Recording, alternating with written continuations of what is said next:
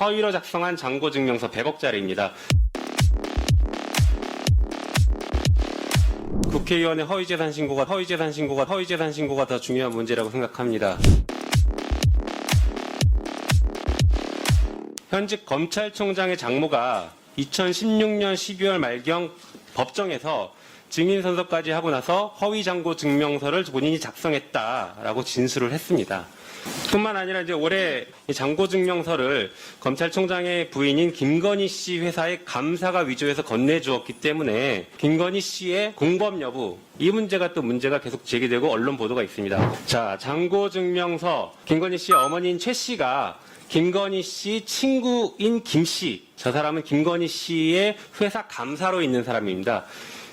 에게 부탁해서 2013년 4월 1일 날 허위로 작성한 잔고증명서 100억짜리입니다. 6월 24일 날 두 달 정도 뒤에 71억짜리 잔고증명서를 또 위조했습니다. 10월 2일 날 38억 위조했습니다. 마지막으로 10월 11일 날 138억 위조했습니다. 여기서 중요한 것은 그 부인인 김건희 씨가 관련성이 있냐인 것입니다.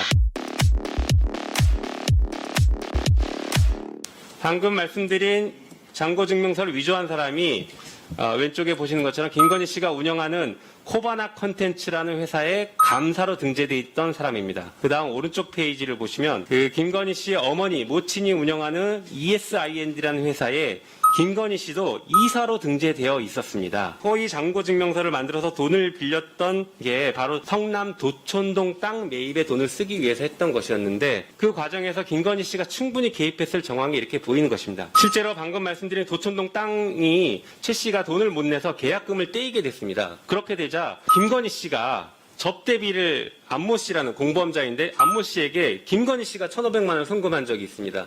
공범이 아니고선 이렇게 하기 쉽지 않죠. 한편 최모 씨와 그 분쟁이 있었던 정모 씨라는 사람의 분쟁 사건에서 보면 김건희 씨가 그 개명적 김명신 씨인데 저분이 그 법무사 위증을 해줬던 법무사에게 아파트 명의 이전을 해줍니다.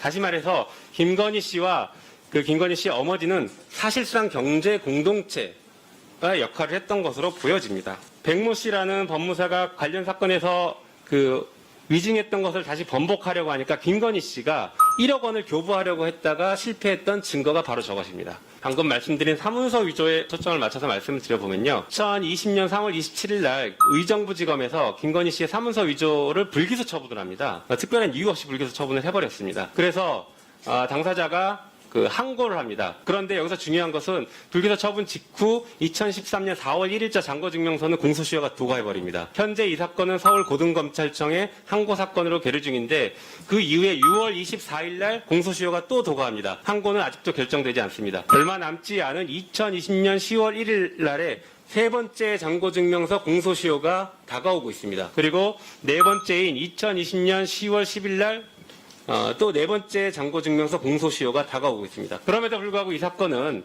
말씀드린 것처럼 서울고등검찰청에서 항고에 대해서 결정을 하지 않고 있습니다. 이것은 일부러 시간 끌면서 공소시효를 도과해서 자연스럽게 항고를 기각하려고 하는 그런 의도가 아닌가라고 매우 강력한 의심이 듭니다. 살펴보도록 하겠습니다.